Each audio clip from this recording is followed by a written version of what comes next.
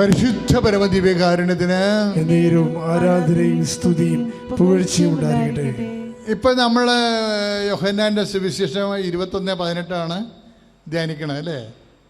നീ മച്ചുവറാകുമ്പോഴേ ദൈവത്തിന് എപ്പോഴും ഒരു നിർബന്ധമുണ്ട്. നമ്മളെപ്പോഴും ഇങ്ങനെ കഞ്ഞിപ്പരുവത്തിൽ ജീവിക്കരുത്.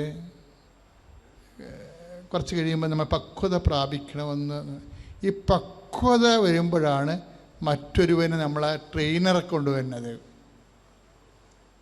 ട്രെയിനറെ കൊണ്ടുവരും. ഈ ട്രെയിനർ ചില സമയത്ത് ദൈവമാകാം. യാക്കോബിന് ദൈവമായിരുന്നു, പക്ഷേ യേശുവിന് പിശാചായിരുന്നു. അതാണ് വിഷയം. ഈ മറ്റൊരുവൻ്റെ പ്രശ്നം അതാണ്. യാക്കോബിന് അത് ദൈവമായിരുന്നു, മൽപ്പിടുത്തത്തിന് വന്നിട്ട് അവസാനം അനുഗ്രഹിച്ചു പോയി. യേശുവിനത് പിശാചായിരുന്നു.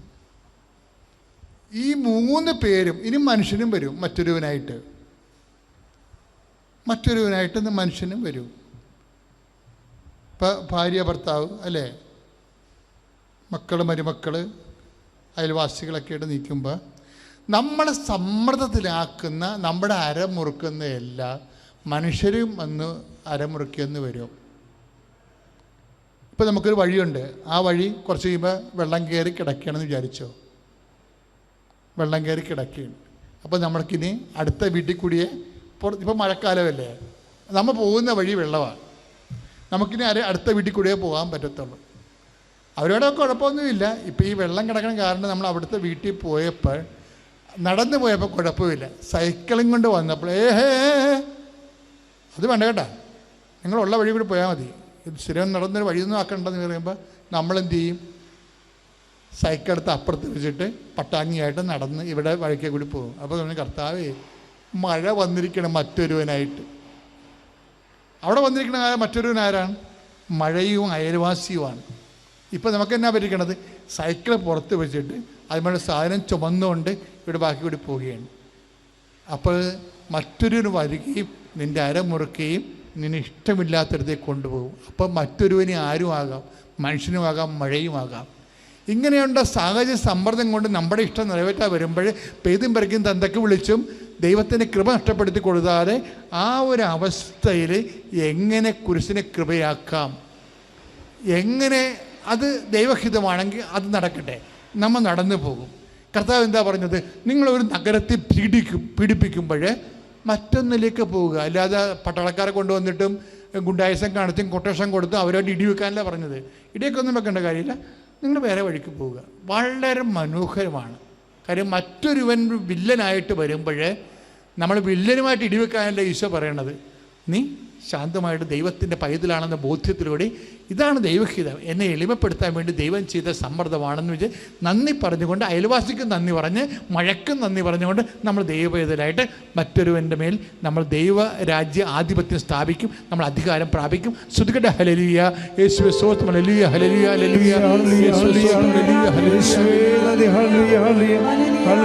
ഹല്ലേലൂയ യേശുവേ സ്തുതി, ഹല്ലേലൂയ ആരാധന ആരാധന യേശുവേ ആരാധന ആരാധന ആരാധന ആരാധന യേശുവേ ആരാധന. പരിശുദ്ധ പരമദിവ്യകാരുണ്യത്തിന് എന്നേരവും ആരാധനയും സ്തുതിയും പുകഴ്ചയും ഉണ്ടായിരിക്കട്ടെ. പരിശുദ്ധ പരമദിവ്യകാരുണ്യത്തിന് എന്നേരവും ആരാധനയും സ്തുതിയും പുകഴ്ചയും ഉണ്ടായിരിക്കട്ടെ. പരിശുദ്ധ പരമദിവ്യകാരുണ്യത്തിന് എന്നേരവും ആരാധനയും സ്തുതിയും പുകഴ്ചയും ഉണ്ടായിരിക്കട്ടെ. പ്രിയപ്പെട്ടവരെ, കൃപയുടെ നിറവിൽ നിൽക്കുന്ന ഒരു സമയമാണ്. നിങ്ങൾ സന്തോഷമായിരിക്കണം. ദയവായിട്ട് മക്കളില്ലാത്തവർ അടിവയറ്റിൽ കൈവെക്കുക. അമ്മ മാതാവിൻ്റെ അൾത്താരേക്ക് വീണ്ടും ശുശ്രൂഷ വന്നത് എന്ത് അനുഗ്രഹമെന്നറിയാവോ?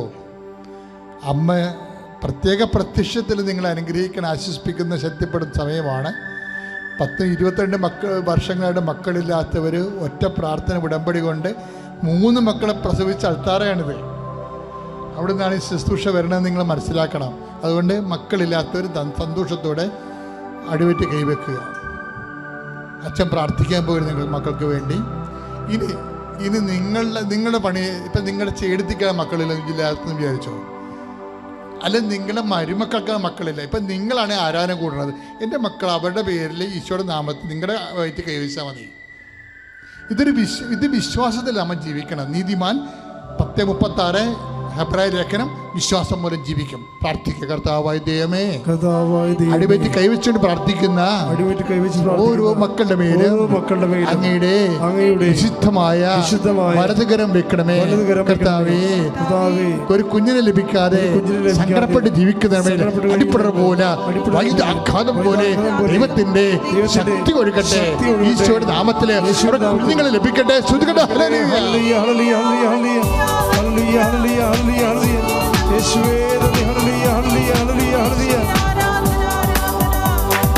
അനുഗ്രഹത്തിൻ അധിപതിയേ, അനുഗ്രഹകൃപാ പെരുമതിയേ, അനുഗ്രഹത്തിൻ അധിപതിയേ, അനുഗ്രഹകൃപാ പെരുമതിയേ, അനുദിനം നിൻ പാദം ഗതിയേ, അടിയേനു നിൻ കൃപമതിയേ, അനുദിനം നിൻ പാദം ഗതിയേ, അടിയേനു നിൻ കൃപമതിയേ. പരിശുദ്ധ പരമദിവ്യകാരുണ്യത്തിന് ആരാധനയും സ്തുതിയും പുകഴ്ചയും ഉണ്ടായിരിക്കട്ടെ. പ്രിയമുള്ളവരെ, ഭവനരഹിതർക്ക് വേണ്ടി അച്ഛൻ പ്രാർത്ഥിക്കാൻ പോവുകയാണ്. വീടില്ലാത്തൊരു, വഴിയില്ലാത്തൊരു, പാട്ടത്തിന് ഒറ്റയ്ക്കൊക്കെ താമസിക്കുന്നവരെ, അഭയാർത്ഥികളായിട്ട് കഴിയുന്നവരെ കുറിച്ച് കഴിഞ്ഞ ദിവസങ്ങളിൽ ഞാൻ സംസാരിച്ചിരുന്നു. ഇപ്പോഴേ നമുക്കറിയാം, ഒരു വലിയൊരു ആവശ്യമാണ് നമുക്ക്. മഴയും മഴക്കാറ്റൊക്കെ വരുന്ന കുഞ്ഞുങ്ങളുമായിട്ടൊക്കെ ഇങ്ങനെ താമസിക്കേണ്ടി മാത്രം ഞെരുക്കം അനുഭവിക്കുന്നുണ്ടെന്ന് അറിയാവോ. 3 ചേട്ടാനുജന്മാരൊക്കെ കല്യാണം കഴിച്ച് അവിടെ കുഞ്ഞുങ്ങളൊക്കെ ആയിട്ട് 5-10 വകങ്ങളൊക്കെ ചെറിയ വീട്ടിലൊക്കെ താമസിക്കുന്നത് സങ്കടകരമായ ഒരു അവസ്ഥയാണ്. അമ്മ മാതാവ് വിചാരിച്ച ഈ വിഷയത്തിനെല്ലാം സമാധാനം ഉണ്ടാക്കുമെന്ന് നമ്മൾ ആയിരക്കണക്കിന് സാക്ഷ്യങ്ങൾ യൂട്യൂബിൽ നമുക്കുണ്ട്. പ്രാർത്ഥിക്കുക. കർത്താവായ ദൈവമേ, ഭവനരഹിതർക്ക് വേണ്ടി പ്രാർത്ഥിക്കുന്ന കർത്താവേ, മാറി താമസിക്കാൻ ഇടമില്ലാത്തവരെ, സ്ഥലമില്ലാത്തവരെ, പകുടമ്പടി നടക്കാത്തവരെ, കർത്താവേ, ഈ ആരാധനയിൽ ഭവനരഹിതരെ കർത്താവേ അങ്ങേക്ക് സമർപ്പിച്ചുകൊണ്ട് പ്രാർത്ഥിക്കുന്നു. ഭവനില്ലാത്ത വിഷയത്തിൽ ഉടമ്പടി ചെയ്തവരെ സമർപ്പിച്ചുകൊണ്ട് പ്രാർത്ഥിക്കുന്നു. യേശുവിന്റെ നാമത്തിലെ, യേശുവിന്റെ നാമത്തിലെ നമ്മുടെ മധ്യസ്ഥത്തിലെ അവർക്ക് ഭവനം ലഭിക്കട്ടെ.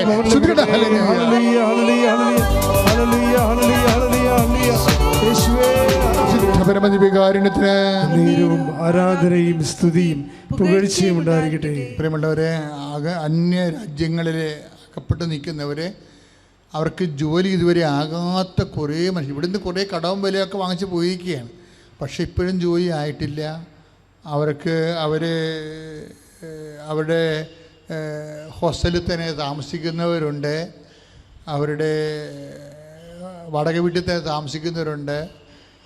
അവർക്ക് ചെലവിന് പോലും അടുത്തുള്ള ബന്ധുക്കളാണ് എത്തിച്ചു കൊടുക്കുന്നത്. അങ്ങനെ ആകപ്പാടെ ശ്വാസം മുട്ടി താമസിക്കുന്ന അന്യരാജ്യങ്ങളിലും നമ്മുടെ രാജ്യത്തുള്ളവരും ഒക്കെ ഉണ്ട്.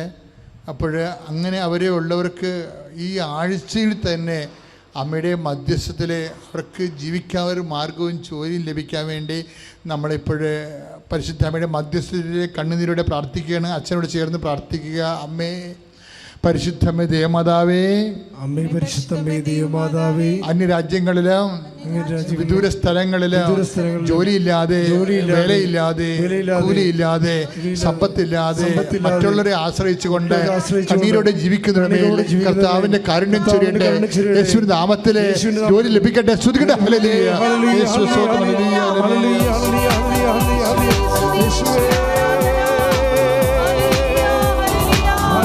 പരിശുദ്ധ പരമദിവ്യകാരുണ്യത്തിന് ആരാധനയും സ്തുതിയും പുകഴ്ചയും ഉണ്ടായിരിക്കട്ടെ. മക്കളെ, കേസ്, വഴക്ക്, പിന്നെ പരാതികൾ, കുരുങ്ങിക്കിടക്കുന്നവരെ, പലതരത്തിലുള്ള ഇപ്പം നമ്മൾ ആരാധന നടത്തുന്ന സമയത്ത് 6, 8, 9 എന്ന് 3 ഡേറ്റ് കർത്താവ് കാണിച്ചു. ഞാനപ്പം മറന്നുപോയി.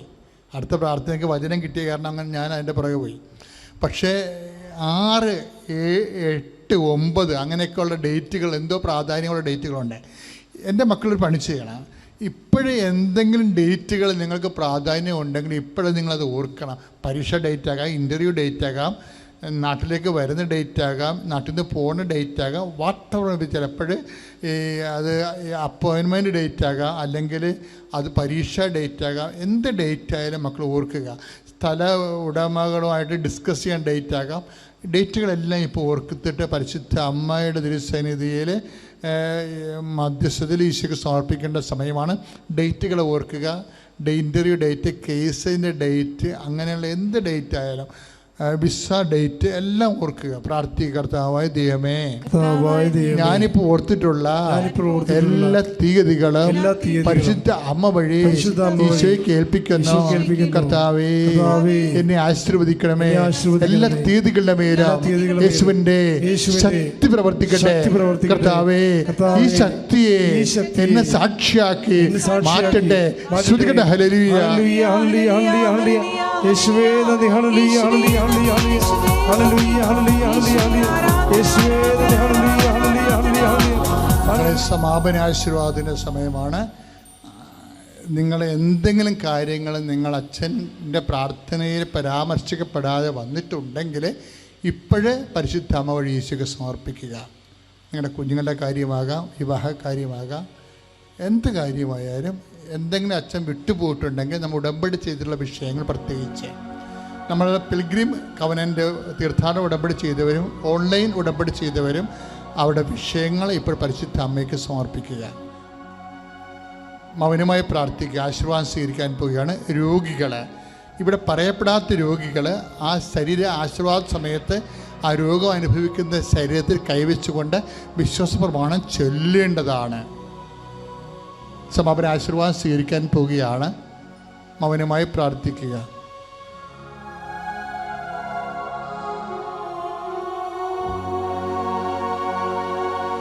സ്തുതിക്കട്ടെ. ഹല്ലേലൂയ, ഹല്ലേലൂയ, ഹല്ലേലൂയ, യേശുവേ ആരാധന, ആരാധന, യേശുവേ ആരാധന. ഹല്ലേലൂയ, ഹല്ലേലൂയ, ഹല്ലേലൂയ, ഹല്ലേലൂയ, യേശുവേ, യേശുവേ, യേശുവേ ആരാധന, ആരാധന, യേശുവേ ആരാധന, ആരാധന, ആരാധന, യേശുവേ ആരാധന. പരിശുദ്ധ പരമമാ ദിവ്യകാരുണ്യമേ, എന്നുമെന്നും അങ്ങേക്കാരാധന. പരിശുദ്ധ പരമമാ ദിവ്യകാരുണ്യമേ, എന്നുമെന്നും അങ്ങേക്കാരാധന. ആവേ, ആവേ, ആവേ മരിയ, ആവേ, ആവേ, ആവേ മരിയ, ആവേ, ആവേ, ആവേ മരിയ, ആവേ, ആവേ, ആവേ മരിയ. കൃപാസന മാതാവിൻ്റെ സന്നിധിയിൽ വന്ന് സാക്ഷ്യം പറയുവാൻ അവസരം തന്ന തിരുക്കുമാരനും പരിശുദ്ധ കനികാ മാതാവിനും 1000 നന്ദി. എൻ്റെ പേര് ഡോക്ടർ മിനു റോസമ്മ. ഞാൻ എറണാകുളം ജില്ലയിലെ ചേന്നൂർ ഇടവകയിൽ നിന്ന് വരുന്നു. 2019 ഓഗസ്റ്റ് മാസത്തിലാണ് ഞാൻ ഉടമ്പടി ആദ്യമായിട്ട് എടുത്തത്. അന്ന് ഞാൻ എൻ്റെ MDക്ക് പഠിച്ചുകൊണ്ടിരിക്കുന്ന സമയമായിരുന്നു. എൻ്റെ ഡിഗ്രി പഠനകാലം മുതൽ തന്നെയുള്ള വലിയ ആഗ്രഹമായിരുന്നു എനിക്കൊരു ഗവൺമെൻറ്റിൽ മെഡിക്കൽ ഓഫീസറായിട്ട് ജോലി ചെയ്യാനായിട്ട് അവസരം ലഭിക്കണമെന്നുള്ളത്. അത് ഞാൻ എൻ്റെ ഉടമ്പടി നിയോഗമായിട്ട് ആ സമയത്ത് തന്നെ വെച്ചിരുന്നു. PG പഠനകാലത്ത് ആ സമയത്ത് ഞാൻ ഒരു ഗവൺമെൻറ് മെഡിക്കൽ ഓഫീസറിൻ്റെ പരീക്ഷ എഴുതുകയും റിസൾട്ട് കാത്തു നിൽക്കുകയും ചെയ്യുന്ന സന്ദർഭത്തിലായിരുന്നു ഞാൻ ഉടമ്പടി വെച്ചത്. പക്ഷേ ആ സമയത്ത് റിസൾട്ട് വന്നപ്പോൾ എനിക്ക് ആ മെഡിക്കൽ ഓഫീസർ ലിസ്റ്റിൽ സ്ഥാനം ലഭിച്ചില്ല. പക്ഷെ ഞാൻ നിരാശപ്പെട്ടില്ല. മാതാവിൻ്റെ വലിയ അത്ഭുതകരമായ കാര്യം എന്നോടൊത്ത് പ്രവർത്തിക്കുമെന്ന് ഞാൻ ഉറച്ചു വിശ്വസിച്ചു. ഇപ്പോൾ എനിക്ക് 40 വയസ്സ്. അപ്പോൾ അന്ന് ഞാൻ ആ പരീക്ഷ കഴിഞ്ഞപ്പോൾ ഞാൻ വിചാരിച്ചു, ഈശോയെ, എൻ്റെ മാതാവേ, എൻ്റെ ചാൻസുകൾ തീരാറായി, വയസ്സ് അതിക്രമിച്ച് വരുന്നു. പക്ഷേ ഉടമ്പടിയിൽ എനിക്ക് ഗവൺമെൻറ് മെഡിക്കൽ ഓഫീസറായി ജോലി ലഭിക്കണമെന്നുള്ള നിയോഗം ഞാൻ പുതുക്കി വയ്ക്കുകയും എൻ്റെ ഉടമ്പടി കാര്യങ്ങളിൽ കൂടുതൽ വിശ്വസ്തതാപൂർവ്വം മുന്നോട്ട് പോവുകയും ചെയ്തു. ഇതിനു മുമ്പ് ഒരു സാക്ഷ്യം ഇവിടെ എനിക്ക് ഈ ആൾത്താരിയിൽ പറയാൻ എനിക്ക് മാതാവ് അവസരം തന്നിരുന്നു. ഇതെൻ്റെ 2ാമത്തെ സാക്ഷ്യമാണ്. അങ്ങനെ PG പഠനകാലം വിജയകരമായി പൂർത്തിയാകുകയും എനിക്ക് ഗവൺമെൻറ് ജോലിയിൽ താൽക്കാലികമായിട്ട്, ഗവൺമെൻറ് സ്ഥാപനങ്ങളിൽ താൽക്കാലികമായിട്ട് കരാർ അടിസ്ഥാനത്തിൽ PG പഠിച്ച് ഇറങ്ങിയ ഉടനെ തന്നെ ജോലി ലഭിക്കുകയും ചെയ്തു. അപ്പം ഞാൻ വിചാരിച്ചു, മാതാവേ, ഞാൻ ഗവൺമെൻറ് പെർമനൻറ്റ് പോസ്റ്റിനാണ് ആഗ്രഹിച്ചത്, പക്ഷേ അമ്മയുടെ ഇഷ്ടം ഇതാണെങ്കിൽ നടക്കട്ടെ. എങ്കിലും എൻ്റെ ഉടമ്പടി അതുപോലെ തന്നെ ഞാൻ മുന്നോട്ട് കൊണ്ടുപോയിക്കൊണ്ടിരുന്നു. ആ 1 വർഷത്തെ കരാർ നിയമനത്തിൽ ജോലിക്ക് പ്രവേശിച്ച എനിക്ക് 1 മാസത്തിനുള്ളിൽ ചെന്ന ഉടനെ തന്നെ മേലധികാരിയിൽ നിന്ന് അറിഞ്ഞു, ചിലപ്പോൾ 1 മാസത്തിനുള്ളിൽ താങ്കളുടെ ജോലി പോകാൻ സാധ്യതയുണ്ട്. ഒരു ട്രാൻസ്ഫർ വരുന്നത് സംബന്ധിച്ച് ഉള്ള കാര്യം കൊണ്ടായിരുന്നു. പക്ഷേ ഞാൻ അപ്പോൾ ഉടനെ തന്നെ ഉടമ്പടി തലമെടുത്ത് വിശ്വാസപൂർവ്വം എൻ്റെ ക്യാബിനിൽ, എൻ്റെ ടേബിളിൽ വന്ന് വരച്ചിട്ട് പറഞ്ഞു, അമ്മേ മാതാവേ, മറ്റൊരു നല്ല ജോലി ലഭിക്കുന്നത് വരെ ഇവിടെ നിന്ന് എനിക്ക് മാറിപ്പോകാൻ അമ്മ ഇടവരുത്തരുതേ എന്ന്. അതുപോലെ തന്നെ 1 മാസം ഉണ്ടാകുമുള്ളൂ എന്ന് എന്നോട് മേലധികാരി പറഞ്ഞ സ്ഥലത്ത് ഞാൻ 2 വർഷക്കാലം, 1 വർഷത്തെ കരാർ വീണ്ടും പുതുക്കി 2 വർഷക്കാലം അവിടെ തന്നെ ജോലി ചെയ്യുന്നതിന് എനിക്ക് മാതാവ് അവസരം നൽകി. അത് കഴിഞ്ഞ ഉടനെ തന്നെ മറ്റൊരു എയ്ഡഡ് കോളേജിൽ അസിസ്റ്റൻറ്റ് പ്രൊഫസറായിട്ട്, ആയുർവേദ കോളേജിൽ വർക്ക് ചെയ്യാനായിട്ട് മാതാവ് എനിക്ക് അവസരം തന്നു. ഇതിനിടയിൽ വളരെ അത്ഭുതകരമായിട്ട്, നോർമലി ഇനി നെക്സ്റ്റ് ഒരു PSC MO എഴുതാനുള്ള അവസരം എനിക്ക് ഉണ്ടാകുമോ എന്നതിന് സംശയിച്ചിരുന്ന സമയത്ത് എൻ്റെ സ്പെഷ്യലൈസേഷൻ, ഞാൻ ചെയ്ത MD സ്പെഷ്യലൈസേഷൻ വിഭാഗത്തിൽ സ്പെഷ്യലിസ്റ്റ് മെഡിക്കൽ ഓഫീസറായിട്ട് ഒരു വേക്കൻസിയിലേക്ക് PSC വിളിച്ചു. അപ്പം ഞാൻ മാതാവിനോട് പറഞ്ഞു, എന്നേക്കാളും മിടുക്കരായ എത്രയോ പേരുണ്ട്, ഇപ്പോൾ പഠിച്ചിറങ്ങിയ കുട്ടികളുമൊക്കെ ഉണ്ട്. പക്ഷെ മാതാവേ, അമ്മയിൽ ആശ്രയിച്ചുകൊണ്ട് ഞാൻ ആ പരീക്ഷയ്ക്ക് തയ്യാറെടുക്കാൻ ശ്രമിച്ചു. രാവിലെ ഓൾമോസ്റ്റ് 7-7:30 ആകുമ്പം നമ്മുടെ ജോലി സ്ഥാപനത്തിലെത്തണം. വൈകുന്നേരം 7 മണിയൊക്കെ ആവും ഡ്യൂട്ടി കഴിഞ്ഞ് വരാൻ. അതിൻ്റെ ഇടയിൽ യാത്ര, തിരുവനന്തപുരത്ത് വർക്ക് ചെയ്തിരുന്നുകൊണ്ട് എറണാകുളത്തേക്കുള്ള യാത്ര, പഠനത്തിന് വളരെ ചുരുങ്ങിയ സമയം മാത്രമേ ലഭിക്കുമായിരുന്നുള്ളൂ. ഞാനാണെങ്കിൽ വളരെ ആഗ്രഹത്തോടുകൂടി ഇതിന് പ്രിപ്പയർ ചെയ്യുന്ന കണ്ടപ്പോൾ എൻ്റെ കൂടെ ഉണ്ടായിരുന്ന ഒരു പ്രൊഫസർ പറഞ്ഞു, മോളെ, നീ ഇത്രയും ആഗ്രഹത്തോടുകൂടി മുന്നോട്ട് പോകുന്നുണ്ട് പറയുകയാണ്, നിനക്ക്, ഞാനപ്പോൾ 2 ആഴ്ച ഒരു ലീവ് ചോദിച്ചു. അപ്പോൾ സാറ് പറഞ്ഞു, ഈ 2 ആഴ്ചയൊന്നും പഠിച്ചിട്ടൊന്നും കിട്ടത്തില്ല, ആളുകൾ 1 വർഷമൊക്കെ ഇരുന്ന് പഠിക്കുന്നതാണ്, നീ പിന്നീട് നിരാശപ്പെടരുത്, വിഷമിക്കരുത്, അതുകൊണ്ട് ഞാൻ പറയുകയാണെന്ന് പറഞ്ഞു. അപ്പോൾ എൻ്റെ മനസ്സിൽ വളരെ വിഷമം തോന്നി. എനിക്ക് അത്ര ചുരുങ്ങിയ സമയമുള്ളൂ. അപ്പോൾ ഞാൻ ഉടനെ ഇവിടെ മാതാവിൻ്റെ സന്നിധിയിലേക്ക് ഓടി വന്നു. അവിടെ വന്ന് അച്ഛനെ കണ്ട് പ്രാർത്ഥന സഹായവുമൊക്കെ നേടി പ്രാർത്ഥിച്ചു. അച്ഛൻ്റെ ബ്ലെസ്സിങ് കിട്ടി.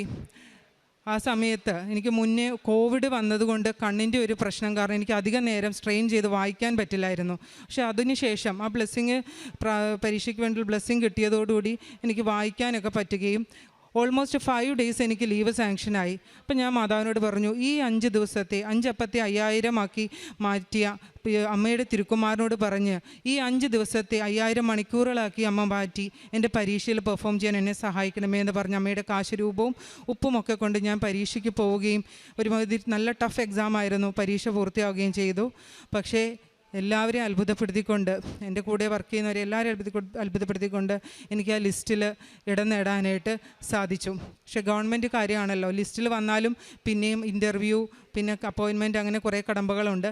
ഇങ്ങനെ ഞാൻ താൽക്കാലികമായി വർക്ക് ചെയ്തുകൊണ്ടിരിക്കുമ്പോൾ മറ്റൊരു അത്ഭുതകരമായ കാര്യം കൂടി സംഭവിച്ചു. നാഷണൽ ആയുഷ് മിഷൻ എന്ന് പറയുന്ന ഇതിൽ, നാഷണൽ ആയുഷ് മിഷനിൽ സ്പെഷ്യലിസ്റ്റ് മെഡിക്കൽ ഓഫീസറായിട്ട് ഒരു പരീക്ഷ ആപ്ലിക്കേഷൻ വിളിച്ചു. അപ്പം ഞാനത് അപ്ലൈ ചെയ്തെങ്കിലും കിട്ടില്ല, ഇനി പഠിക്കാൻ സമയമൊന്നുമില്ല, ഞാനൊന്നും ചെയ്യുന്നില്ല, പോകുന്നില്ല എന്നുള്ള രീതിയിൽ ഇരിക്കുകയായിരുന്നു. അപ്പോൾ അമ്മ പറഞ്ഞു, മാതാവല്ലേടി നിൻ്റെ കൂടെ ഉള്ളത്, നീ വെറുതെ പോയി പരീക്ഷ എഴുതിയേച്ച് വാ, ഉടമ്പടി കാശുരൂപം കൊണ്ട് പോകുമെന്ന് പറഞ്ഞു. അപ്പോൾ അമ്മ പറഞ്ഞതല്ലേ, അനുസരിച്ചേക്കാം എന്ന് വിചാരിച്ച് ഞാൻ പെട്ടെന്ന് ട്രിവാൻഡ്രത്ത് ആ എക്സാം സെൻറ്ററിൽ പോയി. ചെന്നപ്പോൾ പ്രത്യേകിച്ച് വായിക്കാനൊന്നുമില്ല, പ്രിപ്പയർ ചെയ്യാൻ സമയമില്ല. ഉടമ്പടി കാശുരൂപം എടുത്ത് കൈവച്ച് പ്രാർത്ഥിച്ചു, പരീക്ഷ എഴുതി ഞാൻ തിരിച്ചു വന്നു. ആ നാഷണൽ ആയുഷ് മിഷൻ്റെ സ്പെഷ്യലിസ്റ്റ് മെഡിക്കൽ ഓഫീസർ എക്സാമിൽ ഏറ്റവും കൂടുതൽ മാർക്ക് നേടിയ വ്യക്തി ഞാനായിരുന്നു. അത് ഞാൻ ആ റിസൾട്ട് പോലും ഞാൻ നോക്കിയില്ല, മറ്റുള്ളവർ പറഞ്ഞിട്ടാണ് അറിഞ്ഞത്. അപ്പോൾ ഞാൻ അത്ഭുതപ്പെട്ടു പോയി. അപ്പോൾ എന്താണ് ഗ്രേസ്, എന്താണ് നമ്മുടെ ക്വാളിറ്റി? ദൈവത്തിൻ്റെ കൃപയല്ലാതെ മറ്റൊന്നും നമ്മുടെ ജീവിതത്തിലില്ല. പൂർണ്ണമായിട്ട് ഞാനൊരു സീറോയും ദൈവം മാത്രം, പരിശുദ്ധ അമ്മയുടെ മാധ്യസ്ഥം മാത്രമാണ് അവിടെ വർക്കൗട്ടായത്. അതിൽ ഇൻ്റർവ്യൂ കഴിഞ്ഞു. ഞാൻ സെക്കൻഡ് റാങ്ക്, ഇൻ്റർവ്യൂവിൽ സെക്കൻഡ് റാങ്കായിരുന്നു. അപ്പോൾ അത് കഴിഞ്ഞ് ഞാൻ അവിടെ ജോലിയിൽ പ്രവേശിച്ചു. അങ്ങനെ അവിടെ വർക്ക് ചെയ്തുകൊണ്ടിരിക്കുമ്പോൾ ആദ്യം എഴുതിയ PSC പെർമനൻറ്റ് പോസ്റ്റിലേക്കുള്ള സ്പെഷ്യലിസ്റ്റ് മെഡിക്കൽ ഓഫീസറിൻ്റെ അപ്പോയിൻമെൻറ്റ് ഓർഡർ വന്നു. കഴിഞ്ഞ മാസം ഞാൻ സ്പെഷ്യലിസ്റ്റ് മെഡിക്കൽ ഓഫീസറായിട്ട് PSCയിൽ തന്നെ ജോയിൻ ചെയ്തു. അപ്പോൾ മാതാവ് നമ്മൾ ഇനി ഒരിക്കലും എനിക്കൊരു ചാൻസ് ഇല്ല, ഇത്രയും വയസ്സായില്ലേ എന്നൊക്കെ വിചാരിച്ചിരിക്കുമ്പോൾ ഒരു വേക്കൻസിക്ക് വേണ്ടി മാതാവ് എനിക്കിപ്പോൾ ഒരു പരീക്ഷ വിളിക്കുകയും അതിൽ പഠിക്കാൻ സമയമില്ലാത്ത എന്നെ 5 ദിവസത്തെ കുറച്ച് സമയങ്ങൾ പഠിക്കാൻ ഉണ്ടെങ്കിലും മാതാവ് കൂടെ വന്ന് പരീക്ഷയിൽ എന്നെ വിജയിപ്പിക്കുകയും അപ്പോയിൻമെൻറ്റിൽ എത്തിക്കുകയും ചെയ്തു. അപ്പോയിൻമെൻറ്റിൽ എത്തിയ സമയത്ത്, അപ്പോയിൻമെൻറ്റ് ചെന്ന സമയത്തും കുറച്ച് സാങ്കേതിക പ്രശ്നം മൂലം അപ്പോയിൻമെൻറ്റ് ജോയിൻ ചെയ്യാൻ പറ്റുമല്ലോ എന്നൊരു സംശയത്തിൽ ഞങ്ങളൊരു നിമിഷം സന്ദേഹപ്പെട്ട് ഒരു നിമിഷം ഉണ്ടായി. പക്ഷേ അപ്പം ഞാൻ പറഞ്ഞു, മാതാവേ, ഞാൻ എല്ലാവരോടും പറഞ്ഞു അമ്മ തന്ന ജോലിയാണിതെന്ന് പറഞ്ഞാൽ ഞാൻ വന്നത്. ജോലി എനിക്ക് വേറെ കിട്ടുമായിരിക്കും, പക്ഷേ എൻ്റെ അമ്മയും ഞാൻ പറഞ്ഞതാണ് ഈ ജോലി അമ്മ തന്നെയാണ്, അതുകൊണ്ട് എനിക്കിതിൽ എന്തായാലും ജോലിയിൽ പ്രവേശിക്കണം. പക്ഷേ 1-2 ദിവസത്തിനുള്ളിൽ തന്നെ അതിനുള്ള കറക്റ്റായിട്ടുള്ള പേപ്പേഴ്സ് എല്ലാം വളരെ അത്ഭുതകരമായിട്ട് റെഡിയാവുകയും എനിക്ക് നന്നായിട്ട് ജോലിയിൽ പ്രവേശിക്കുന്നതിനും ഇപ്പോൾ വർക്ക് ചെയ്യാനായിട്ട് സാധിക്കുകയും ചെയ്തു. അമ്മ ചെയ്ത വലിയ അത്ഭുതം, മഹാത്ഭുതം. 40 വയസ്സായി നിൽക്കുന്ന എനിക്ക് 40ാമത്തെ വയസ്സിൽ കിട്ടിയ ഗവൺമെൻറ് ജോലി, എത്രയോ വർഷങ്ങൾ കൊണ്ടുള്ള എൻ്റെ ആഗ്രഹം, അതിന് നന്ദി പറയുന്നു. ഇത് പറയുമ്പോൾ ഇതിന് മുന്നേ ഞാൻ പരീക്ഷകൾ എഴുതിയിട്ടുണ്ട്. 1 വർഷമൊക്കെ ലീവ് എടുത്തിരുന്നു, ജോലി കളഞ്ഞും 1.5 വർഷം പ്രിപ്പയർ ചെയ്തിട്ടും ഒക്കെ ഞാൻ പരീക്ഷ എഴുതി. പക്ഷേ ലാസ്റ്റ് മിനിറ്റിൽ ചിലപ്പോൾ എന്തെങ്കിലും ഒരു പനി വരും, അസുഖം വരും, അല്ലെങ്കിൽ ബ്രിമ്മിൽ വന്നിട്ട് ഔട്ടായിപ്പോവും. ഇങ്ങനെയുള്ള സിറ്റുവേഷൻസ് ആയിരുന്നു. ഈ തടസ്സങ്ങളൊക്കെ മാറ്റിയാണ് മാതാവ് എൻ്റെ ജീവിതത്തിൽ അത്ഭുതകരമായിട്ട് ഇടപെട്ടത്.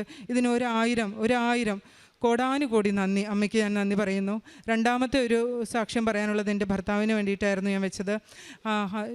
ഹസ്ബൻഡ് ജോലി ഉണ്ടായിരുന്നത് റിസൈൻ ചെയ്തിട്ട് ബിസിനസ് ചെയ്യണം എന്നായിരുന്നു അദ്ദേഹത്തിൻ്റെ വലിയ ആഗ്രഹം. അദ്ദേഹം ഒരു മെക്കാനിക്കൽ എഞ്ചിനീയറാണ്. അപ്പോൾ അതിൻ്റെ ഡിസൈൻസൊക്കെ ചെയ്ത് സ്വന്തമായിട്ടൊരു സ്ഥാപനം നടത്തണം എന്നുള്ള ആഗ്രഹത്തിലായിരുന്നു. അപ്പോൾ അദ്ദേഹം അത് സ്റ്റാർട്ട് ചെയ്തു. പക്ഷേ കോവിഡും കാര്യങ്ങളും വന്ന് ഞങ്ങൾ വളരെയധികം വിഷമസ്ഥിതിയിലും പ്രതിസന്ധിയിലും മുന്നോട്ട് പോയിക്കൊണ്ടിരിക്കുകയായിരുന്നു. പക്ഷേ അദ്ദേഹത്തിന് ഒരിക്കലും ഒരു ജോലി ചെയ്യാൻ, ഒരു സ്ഥാപനത്തിൽ വർക്ക് ചെയ്യാൻ താല്പര്യപ്പെടുന്നുണ്ടായിരുന്നില്ല. അപ്പം ഞാൻ ഉടമ്പടിയിൽ വെച്ചിരുന്നത് അദ്ദേഹത്തിനൊരു ജോലി കിട്ടണം എന്നുള്ളതായിരുന്നു എൻ്റെ ഒരു നിയോഗം വെച്ചത്. പക്ഷേ ഞാൻ ഇവിടെ വന്ന് ഒരിക്കൽ പുതുക്കിയിട്ട് പോകുമ്പോൾ എനിക്ക് തോന്നി, ഞാൻ എന്തിനാണ് ഇങ്ങനെ ബലം പിടിക്കുന്നത്? അമ്മയുടെ ഇഷ്ടം പോലെ, എനിക്കറിയില്ല ഇതിലേതാ നല്ലതെന്ന്. അപ്പം ഞാൻ എഴുതി ബിസിനസ്, ഒരു ബാർ ഇട്ടു, എന്നിട്ട് ജോലി എന്ന് പറഞ്ഞിട്ട് എഴുതിയിട്ട് ഞാൻ തിരിച്ചു പോയി. അപ്പോൾ ഞാൻ ഈ പത്രം കൊണ്ടിട്ട് ഗവൺമെൻറ് ആശുപത്രിയിലും അവിടെയൊക്കെ നടന്ന് വഴിയിലുമൊക്കെ കൊടുത്ത് ഇങ്ങനെ അന്നത്തെ ആ പ്രാവശ്യത്തെ പത്രം എല്ലാം കൊടുത്ത് ഇങ്ങനെ തിരിച്ച് ബസ്സിൽ കയറുകയാണ്. അപ്പോൾ ഒരു കോള് വന്നു ഹസ്ബൻഡ് ബിസിനസ് പരമായിട്ട് ബന്ധപ്പെട്ട് നിൽക്കുന്ന ഒരു സ്ഥാപനം, അവരുടെ കുറച്ച് വർക്കുകൾ അദ്ദേഹം ഏറ്റെടുത്ത് ചെയ്യുന്നുണ്ടായിരുന്നു.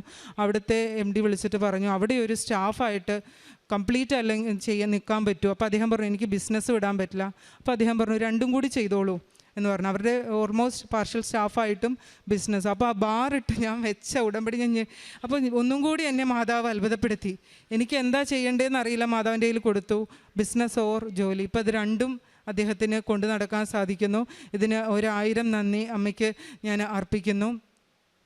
ഇത് കൂടാതെ ഞാൻ അമ്മയോട് എന്നെ കൃപാസനം ഫസ്റ്റ് ഒരു സാക്ഷ്യം വെച്ച് ഉടമ്പടി വെച്ചിരുന്നത് കൃപാസന മാതാവിൻ്റെ സാക്ഷിയായിട്ട് എന്നെയും എൻ്റെ കുടുംബാംഗങ്ങളെയും മരണം വരെ കൊണ്ടുപോകണമെന്നാണ്.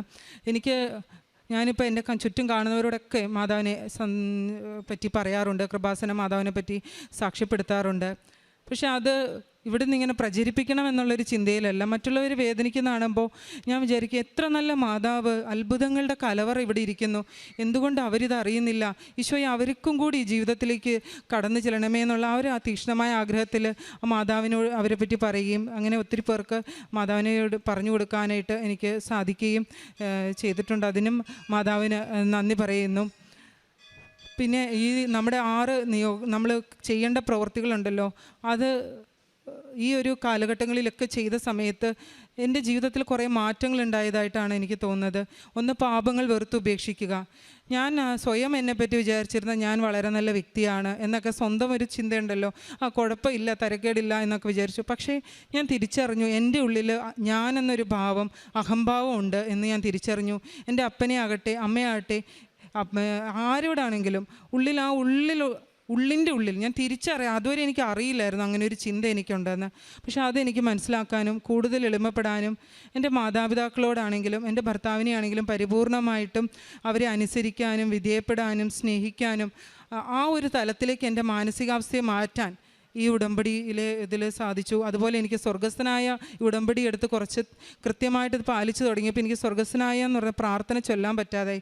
അപ്പോൾ ഒക്കെ ഞാൻ വർഷങ്ങൾക്ക് മുന്നേ വേദനിപ്പിച്ചോ ഒക്കെ പോയ ആളുകളുടെ ചിന്തകളൊക്കെ മനസ്സിലേക്ക് വന്നു. അങ്ങനെ ഓരോരുത്തരെയും ഓർത്ത് ഞാൻ ഈശോയുടെ മുന്നിൽ ക്ഷമ ചോദിച്ച് മുന്നോട്ട് പരമാവധി എൻ്റെ തെറ്റുകുറ്റങ്ങൾ കുറച്ചുകൊണ്ട് പോകാൻ ശ്രമിച്ചു. മാത്രമല്ല, പുതിയതായിട്ട് ആരെങ്കിലും എന്നെ വേദനിപ്പിക്കുകയാണെങ്കിൽ അവർക്ക് വേണ്ടി പ്രാർത്ഥിക്കാനുള്ളൊരു കൃപ. പണ്ടാണെങ്കിൽ നമ്മൾ ക്ഷമിക്കാൻ ശ്രമിക്കും, പക്ഷെ ഇപ്പം ഞാൻ ആ വ്യക്തികളെ സമർപ്പിച്ച് പ്രാർത്ഥിക്കുകയും പിന്നീട് അവരൊക്കെ സ്നേഹത്തോടുകൂടി എന്നോട് പെരുമാറുന്ന കണ്ടീഷൻസിലേക്ക് മാറ്റുന്നതും ഞാൻ കണ്ടിട്ടുണ്ട്.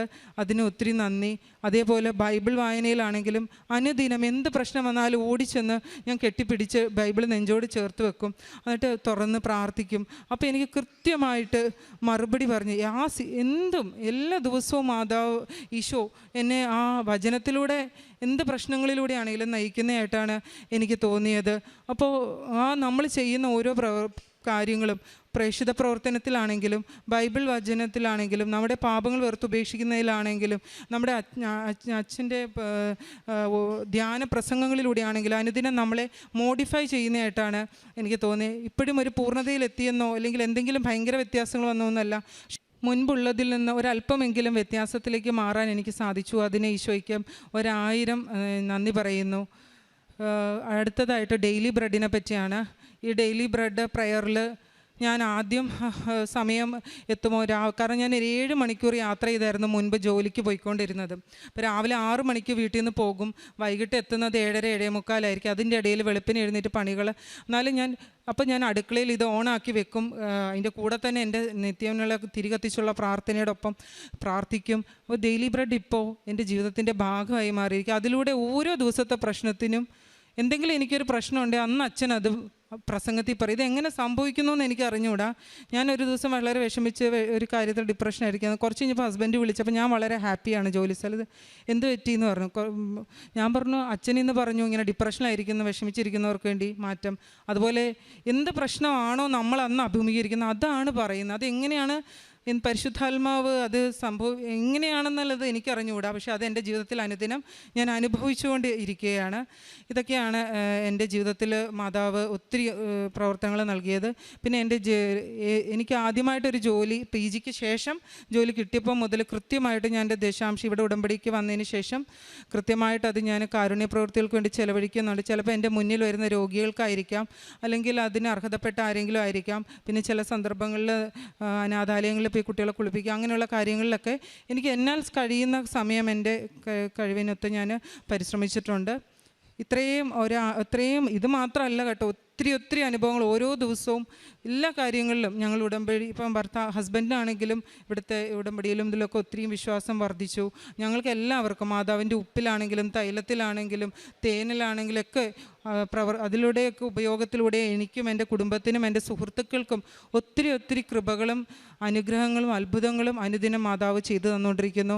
അമ്മയുടെ അളവറ്റ സ്നേഹത്തിന്, തിരുക്കുമാരൻ്റെ അളവറ്റ സ്നേഹത്തിന് 1 കോടി നന്ദി. ഇവിടെ വന്ന് നിൽക്കാൻ അവസരം തന്നതിന് 1000 നന്ദി. ഈശോയെ നന്ദി, ഈശോയെ സ്തുതി.